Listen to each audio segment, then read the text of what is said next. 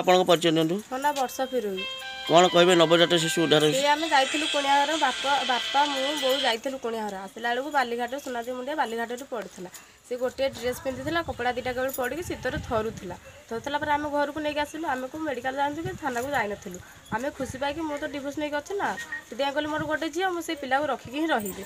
ଆମେ ଖୁସି ପାଇକି ଆଉ ଗଲୁ। ତା ଦେହରେ କେମିତି ସରକାରୀ ପୋଲିସ ଜାଣିଲେ, ଆସିକି ତାକୁ ନେଇକି ଗଲେ ହାରି। ନେଇକି ଗଲାରେ କହିଲେ ହଁ ଆମେ ପିଲାଙ୍କୁ ଆଣିକି ଦେବୁ, ଆମକୁ ଡକେଇଲେ ସୋମବାର ଦିନ ଆସିବ ବୋଲି।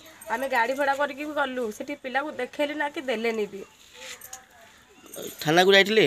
ଥାନାକୁ ନାହିଁ, କଟକଠି ଯାଇଥିଲେ, ଏଠିକି ଥାନାକୁ ଯାଇନୁ ଆମେ। ସେ ଥାନା ପୋଲିସ ବି ଆସିଥିଲେ ତାଙ୍କ ସାଥିରେ ମିଶିକିରି। ଏବେ କ'ଣ କହିବେ? କ'ଣ ଶିଶୁ ମୁଁ ଚାହୁଁଛି ମୋତେ ମୋ ପିଲା ଦେଇ ଦିଅନ୍ତୁ। ପିଲା ଦିଅନ୍ତୁ, ତା ଆଶ୍ରାରେ ରହିବି, ମୋର ଆଉ କିଛି ଦରକାର ନାହିଁ। ଆପଣଙ୍କର ଆଗରୁ କିଛି ପିଲା ଅଛନ୍ତି? ହଁ, ଗୋଟେ ଝିଅ ଅଛି।